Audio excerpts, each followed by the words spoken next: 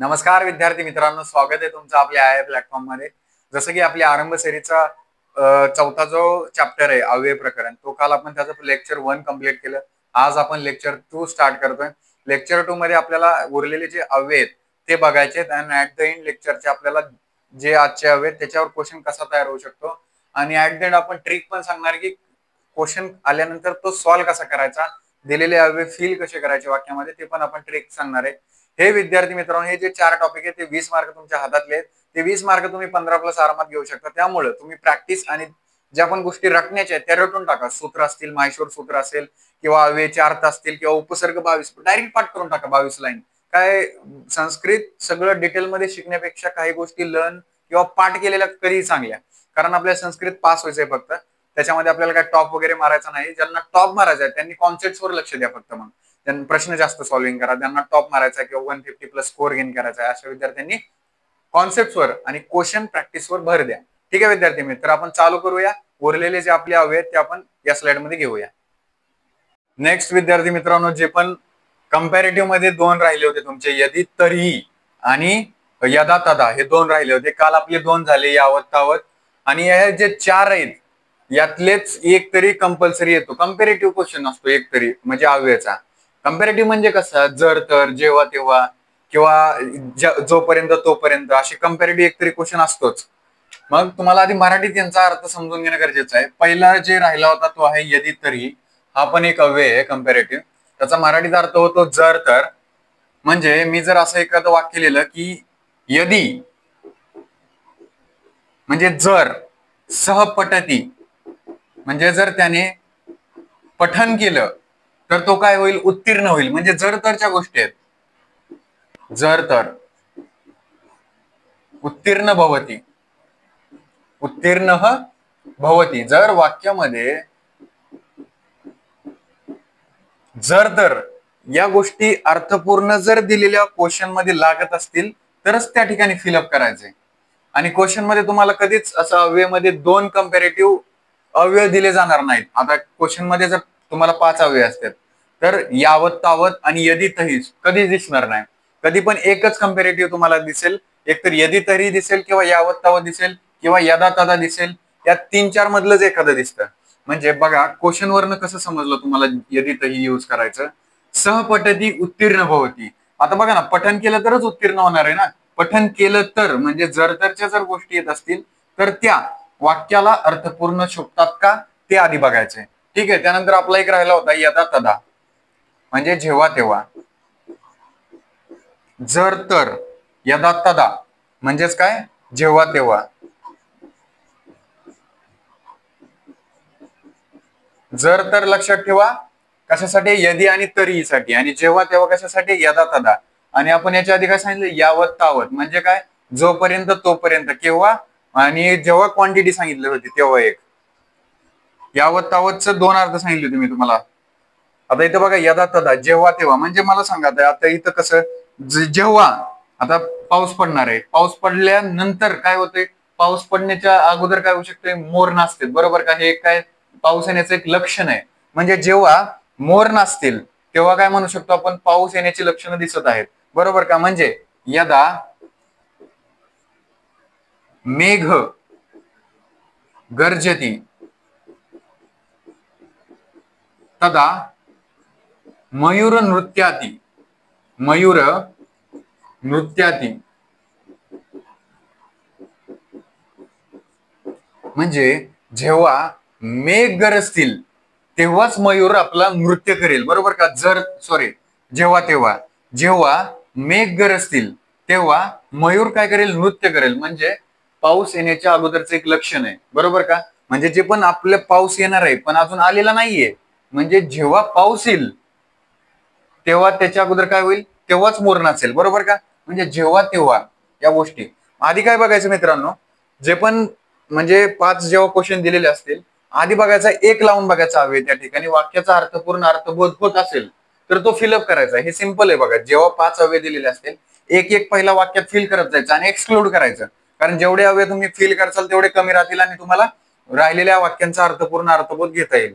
त्यामुळे आधी एक एक वाक्य फिलअप करत जायचं अव्ययाचं, की कोणत्या अव्ययाने अर्थपूर्ण अर्थ होत आहे वाक्याचा। त्यानंतर नेक्स्ट बघा, नेक्स्ट अव्यय आहे न. न म्हणजे काय तर नाही. न म्हणजे काय नाही. आधी तुम्ही मराठीत अर्थ समजून घेणं गरजेचं आहे अव्ययांचा. न म्हणजे काय नाही. न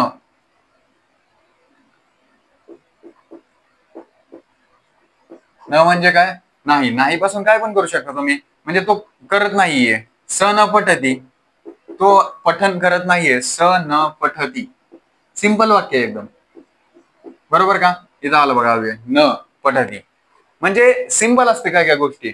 स न पठती, आता हे डिरेक्टली क्वेश्चन आलेला आहे, ठीक आहे, न वर आलेला आहे. न च हे जे मूळ म्हणजे व्युत्पन्न अव्यय आहेत ना, त्याच्यावर एक किंवा दोन तरी क्वेश्चन दरवर्षी असतात. आणि अव्युत्पन्न मधले जे कम्पॅरेटिव्ह आहे त्याच्यावर एक क्वेश्चन असतो, म्हणजे यदा तदा यावत तावत किंवा यदि तरी, याच्यावर एक क्वेश्चन असतो. आणि अव्युत्पन्न मध्ये असे जे आहेत क्वेश्चनार्थ, म्हणजे कती कुत्र हे शिकायचं आपल्याला, किमर्थम, हे क्वेश्चनार्थ एक प्रश्नार्थ एक वाक्य दरवर्षी असतं. हे असे क्वेश्चन दरवर्षी आलेले असते स न पठती. त्यानंतर नेक्स्ट बघा, नेक्स्ट बघा विद्यार्थ्यांनो, प्रश्नार्थ काव्य. प्रश्नार्थ काव्य म्हणजे काय, त्याच्यावर पण एक क्वेश्चन दरवर्षी असतो बघा. 5 अव्ययचं डिव्हिजन कसं होतं, एक तुम्हाला व्युत्पन्न अव्यय दिला जातो. व्युत्पन्न म्हणजे च वा, म्हणजे जे व्युत्पन्न म्हणजे जे धातू किंवा इतर शब्दांना प्रत्यय न लागता बनलेले, म्हणजे जे मूळ आहेत. दुसरा क्वेश्चन बनतो कंपॅरेटिव्ह पासून, म्हणजे यदा तदा यावत तावत यदि तही, याच्यातून एक दरवर्षी कंपल्सरी येतो. परत नेक्स्ट बनतो प्रश्नार्थ काव्यामधून. प्रश्नार्थ काव्यामधून पण एखादा येत असतो दरवर्षी कुठून, हे तुम्ही पाठ करा. प्रश्नार्थक म्हणजे कसं, वाक्याच्या शेवटी प्रश्न लागतोय त्या अव्ययामुळं, त्या अव्ययामुळं वाक्याच्या शेवटी प्रश्न लागतोय, आणि ते वाक्य कसं बनते प्रश्नार्थक. 3-4 क्वेश्चन असे तुम्हाला, मूळ मधून 2, अव्युत्पन्न मधून 2 आणि प्रश्नार्थक मधून 1, असे 5 अव्ययाचे तुम्हाला दरवर्षी क्वेश्चन येत असतात. आता प्रश्नार्थक अव्यय का म्हणलंय मी तुम्हाला, आता इथं पहिला अव्यय आहे कती, त्यालाच कियत म्हणतात. क्वेश्चन मध्ये जर कती किंवा कियत दिला असेल तर दोन्हीचा अर्थ किती, हाऊ मेनी, इंग्लिश मध्ये काय हाऊ मेनी, किती. म्हणजे किती म्हणजे दिलेल्या ज्या क्वेश्चन मध्ये त्यात संख्या जर येत असेल तर डिरेक्टली लावून टाकायचं कती किंवा कियत, कळलं. जर दिलेल्या क्वेश्चन मध्ये एखादी संख्या येत असेल तर त्याच्यामध्ये कती किंवा कियत लागतं. आता पहिलंच उदाहरण बघा, सप्ताहे कती दिनानी भवंती. तिथं काय आहे, तुम्हाला असा क्वेश्चन दिला जाईल, सप्ताहे डॅश डॅश दिनानी भवंती. मग मी तुम्हाला काय म्हटलंय, सप्ताहे नंबर दिसला की डायरेक्ट सप्ताहे दिसला, सप्ताहे किंवा अजून असे मासिक दिसला की ज्याच्यामध्ये नंबर येतोय, नंबर ज्याच्यामध्ये येतोय त्याच्यामध्ये कतीच लागतं कधी पण, कती कियत. आणि जर वाक्याच्या आधी बघायचं प्रश्नामध्ये क्वेश्चन मार्क दिलाय का, त्यावेळी जो दिलेला क्वेश्चन आहे त्याच्यामध्ये जर नंबर आणि क्वेश्चन मार्क येत असेल तर त्या ठिकाणी कती किंवा कियतच लागतं, हे लक्षात ठेवा. कती किंवा कियत म्हणजेच किती, म्हणजे आठवड्यामध्ये किती दिवस असतात, बरोबर का. प्रश्न विचारला इथं, आठवड्यामध्ये किती दिवस असतात. जर नंबर येत असेल आणि त्या दिलेल्या क्वेश्चन मध्ये जर क्वेश्चन मार्क दिलेला असेल तर त्या ठिकाणी कती हा अव्यय लागतो. त्यानंतर सेकंड आहे बघा कुत. कुत म्हणजे कुठून, कुठून प्रश्न विचारलाय त्या ठिकाणी पण. आता इथं उदाहरणार्थ बघा, आता आगच्छती, आगच्छती इथं पण क्वेश्चन मार्क दिलाय, इथं पण कधी लावू शकलो असतो आपण, कधी लावू शकलो असतो, का लावलं नाही, इथं नंबर दिसला नाही, इथं क्वेश्चन मार्क आहे पण इथं काय दिसलं नाही आपल्याला, नंबर. मासिक नाही, सप्ताह नाही, मग या ठिकाणी काय लावलं आपण, कुठून. आता इथं प्रश्न विचारलाय आगच्छती, कुठून, म्हणजे तू कुठून आलाय, कुठं. नेक्स्ट बघा विद्यार्थ्यांना, भारी अव्यय कुत्र. कुत्र म्हणजे ते वाला कुत्र नाहीये, कुत्र म्हणजे कोठे. जेव्हा प्रश्नार्थक वाक्यामध्ये तू लोकेशन बद्दल विचारतोय, तू कुठे चालला, तू कुठून येतोय, म्हणजे जेव्हा लोकेशन, स्थळ वगैरे अशा गोष्टींचा रिलेटेबल संदर्भ त्या दिलेल्या प्रश्नाबरोबर येते तेव्हा ते अव्यय पुट करायचं. बघा आता वाक्य पण भारी दिले, हे मित्र कुत्र गच्छसी, म्हणजे मित्र कुत्र नाहीये, हे मित्र कुत्र गच्छसी, हे मित्रा तू कुठं चालला, हे त्याचा अर्थ आहे. म्हणजे जेव्हा लोकेशन, स्थळ वगैरे असे जेव्हा अर्थ येतील तेव्हा कुत्र म्हणजेच कोठे हे अव्यय त्या ठिकाणी फिलअप करायचं, ठीक आहे. त्यानंतर आपण नेक्स्ट बघू. नेक्स्ट बघा विद्यार्थ्यांनो, जे पण अव्यय आहेत आता राहिलेले, अत्र तत्र सर्वत्र, हे अत्र तत्रचा पण क्वेश्चन आलेला आहे प्रिव्हियस इयर मध्ये. आता बघा हे सर्वत्र, अन्यत्र, अत्र तत्र, एकत्र, याच्यामधून पण एखादा येतो, म्हणजे दरवर्षी नाही म्हणता येणार पण याच्यातून एक तरी क्वेश्चन फिक्स असतो, सर्वत्र, अन्यत्र, अत्र तत्र, एकत्र. आता सर्वत्र, सर्वत्र म्हणजे काय सांगता येईल, सगळीकडे, बरोबर का, नावामध्येच अर्थ आहे ना, जास्त काय डोकं लावायची गरज नाही, सगळीकडे. सर्वत्र म्हणजे कसं सगळीकडे. ईश्वर कसे असतो, भगवान देव आपले कुठे कसे असतात, ईश्वर सगळीकडे, ईश्वर सर्वत्र असते. देव हा काय सर्वत्र आहे, सगळीकडे, बरोबर का. त्यानंतर अन्यत्र, माधव तत्र नसती, सह डॅश डॅश असती. म्हणजे माधव तत्र, तत्रचा अर्थ इथे शिकायचा आहे. तत्र म्हणजे तेथे, माधव त्या ठिकाणी नाहीये किंवा तेथे नाहीये. स अन्यत्र असती म्हणजे तो वेगळ्या ठिकाणी आहे. अन्यत्र म्हणजे कसा, वेगळ्या ठिकाणी किंवा दुसरीकडे. सगळीकडे, अन्यत्र म्हणजे कसं दुसरीकडे, दुसरीकडे किंवा दुसऱ्या ठिकाणी. ठीक आहे. माधव तत्र नसती म्हणजे माधव तेथे नाहीये, तो दुसऱ्या ठिकाणी आहे त्या ठिकाणी. नंतर बघा अत्र, अत्र म्हणजे येथे, अत्र म्हणजे काय येथे. चषक डॅश डॅश असती, अत्र जर फील केलं तर वाक्याचा अर्थ काय म्हणतो, चषक असती म्हणजे या ठिकाणी कप ठेवलेला आहे, म्हणतो चहाचा असेल वगैरे कशाचा तर असेल. चषक अत्र असती, तो कप आहे तो येथे आहे, बरोबर. तत्र, तत्र म्हणजे काय तेथे, तेथे. तेथेच जर मी इथं फिलअप केलं, अहम तत्र गच्छाती, आम्ही तेथे चाललेलो आहे. गच्छाती म्हणजे चाललेलो आहे, बरोबर का, जाणे. अहम तत्र गच्छाती, गच्छतीचा जो अर्थ आहे तो वाक्यानुसार बदलतो. चाललोय, निघालोय किंवा आम्ही जात आहे, तो वाक्यानुसार त्याचा अर्थ बदलतो. अहम तत्र गच्छाती, आम्ही तेथे चाललोय किंवा तिकडे चाललोय. त्यानंतर एकत्र, एकत्र छात्रा डॅश डॅश तिष्ठती, मी जर या ठिकाणी पुट केलं एकत्र तर काय बनतो रे अर्थ त्याचा, छात्रा एकत्र तिष्ठती म्हणजे सर्व छात्र विद्यार्थी एका ठिकाणी बसलेले आहेत, सर्व एकत्र. विद्यार्थी मित्रांनो, हे जेव्हा अव्यय दिलेले असतात, मी तुम्हाला अजूनही सांगतोय, जेव्हा क्वेश्चन दिलेले असतात, आता बघा 1 2 3 असे तुम्हाला जेव्हा 5 क्वेश्चन येतात आणि वर 5 दिलेले असतात अव्यय, ते 5 मधलेच खाली फिलअप करायचे असतात. अजूनही सांगतोय ते कसे फिलअप करायचे. आधी जे पहिलं वाक्य आहे त्यामध्ये एक अव्यय टाकून बघायचा, वाक्याचा अर्थपूर्ण अर्थ तयार होतो का.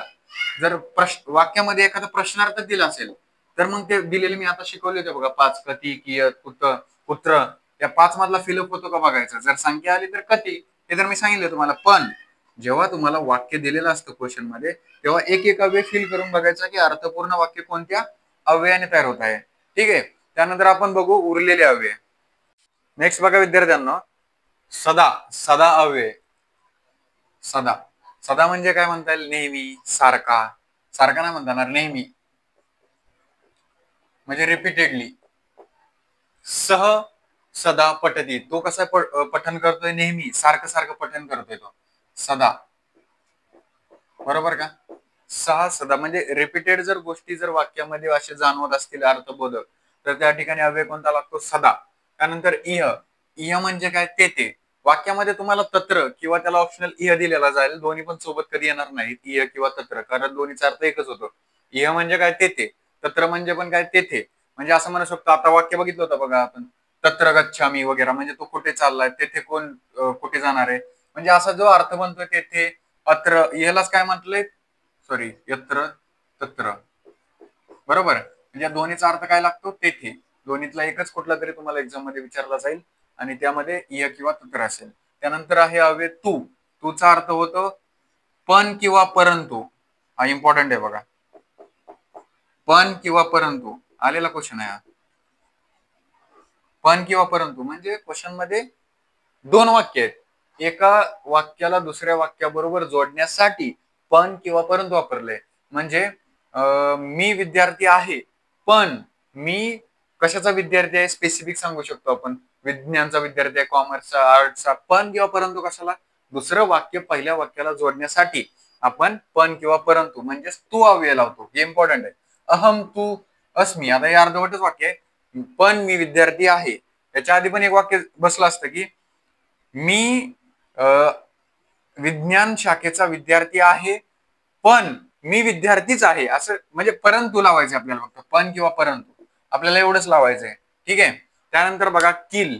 किल म्हणजे काय असं म्हणता येईल, म्हणजे निश्चयार्थक गोष्टी सांगायच्यात आपल्याला या ठिकाणी. निश्चयार्थक, निश्चयार्थक म्हणजे अशा प्रेस करून की ठीक आहे मी आहे, मी करू शकतो, माझ्या तेवढं आहे. म्हणजे आता बघा, एशम किल मम मित्रम, हा खरंच माझा मित्र आहे, हा खरंच माझा, मम म्हणजे काय, माझा.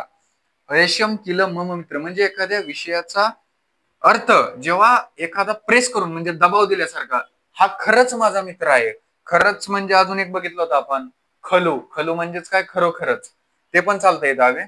किल पण दोन्हीतलं एक ऑप्शन. असे विद्यार्थी मित्रांनो, जरी 41 किंवा 42 अव्यय तुम्हाला सिलेबस मधले दिले असले ना, त्यातले बरेच असे अव्यय आहेत की त्यांचा अर्थ एकसारखा आहे. त्यामुळे तुम्हाला ते कधी सोबत क्वेश्चन मध्ये दिसणार नाही, त्यातला एखादाच दिसेल. बघा त्यात काय दिलंय, किल चा अर्थ काय होतो, म्हणजे निश्चयार्थक, निश्चय केलाय, त्याच्यावर हे केलंय, काय केलंय, प्रभाव टाकलाय त्या वाक्यावरती. एशम किलम मम मित्र, तो खरंच माझा मित्र आहे. त्यानंतर तूच काय, पण किंवा परंतु, पण मी विद्यार्थी आहे, अहम तू छात्र अस्मी. आणि इथं इय अत्र, सॉरी, इय किंवा तत्र, त्याचा अर्थ काय दिला, तेथे, म्हणजे त्या ठिकाणी. सदा म्हणजे काय, नेहमी. ठीक आहे. त्यानंतर नेक्स्ट स्लाइड. नेक्स्ट बघा विद्यार्थ्यांना, आपली शेवटची स्लाइड आहे अव्ययाची. 3-4 अव्यय शेवटचे राहिलेले आहेत आपले.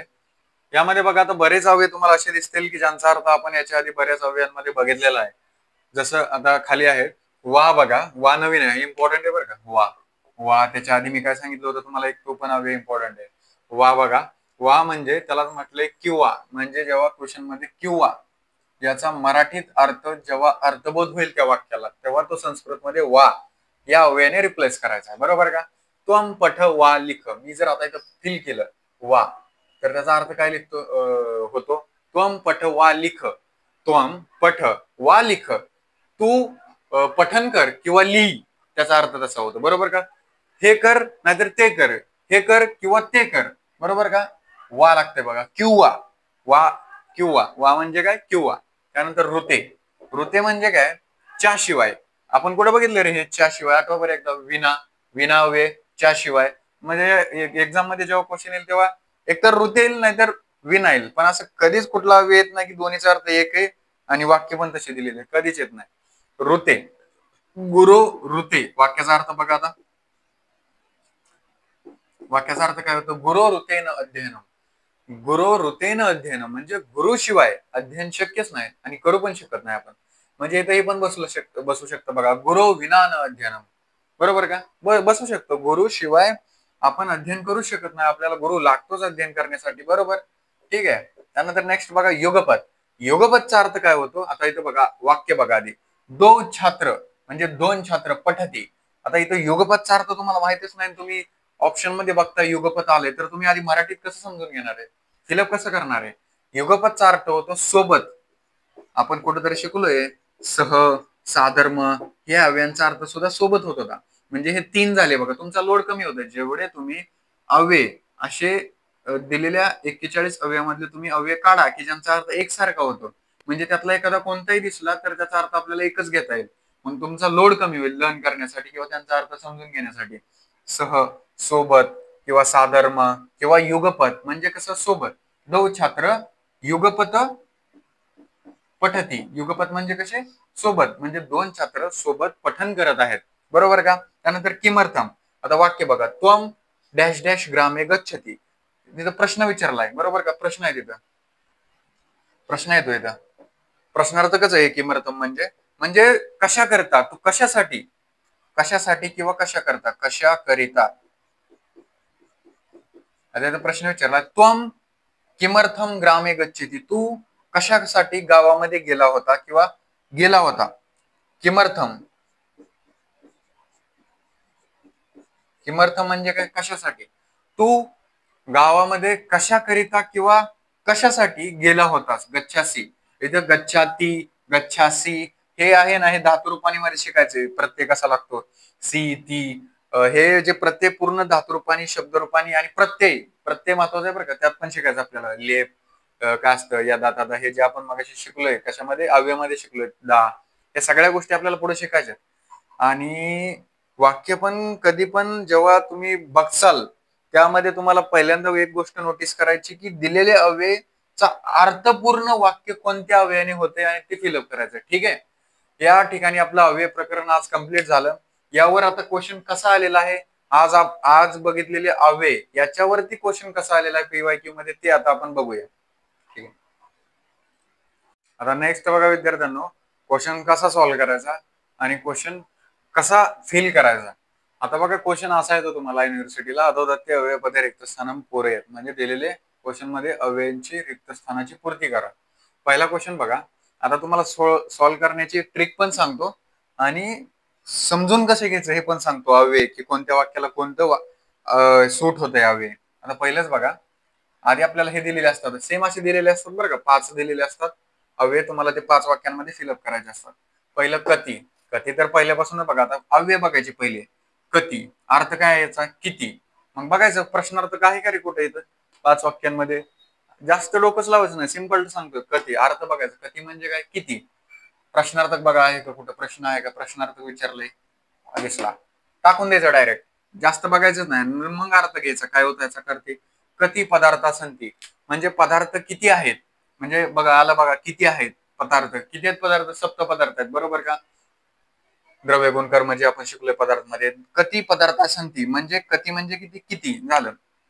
काय बघितलं आपण आधी? अव्यय बघितला, अव्ययाचा मराठीत अर्थ बघितला. मग तो कती म्हणजे प्रश्नार्थक अव्यय. प्रश्नार्थक म्हटल्यावर आधी प्रश्नचिन्ह पाहिजे वाक्याच्या शेवटी. मग तो कुठे लागला? इथं. कती पदार्थ संती, ठीक आहे. त्यानंतर यदितही.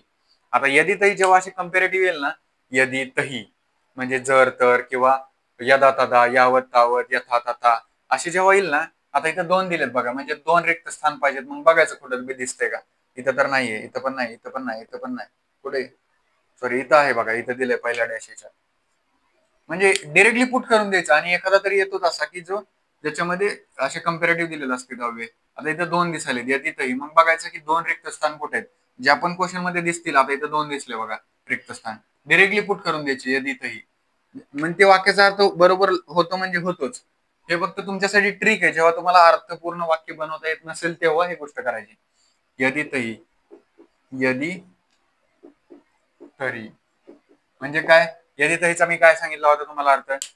म्हणजे यदितही म्हणजे काय? जर पाऊस नाही पडला तर शेतकरी कसा होईल? दुखी. कृषक म्हणजे काय? दुखी. सॉरी, कृषक म्हणजे काय? शेतकरी.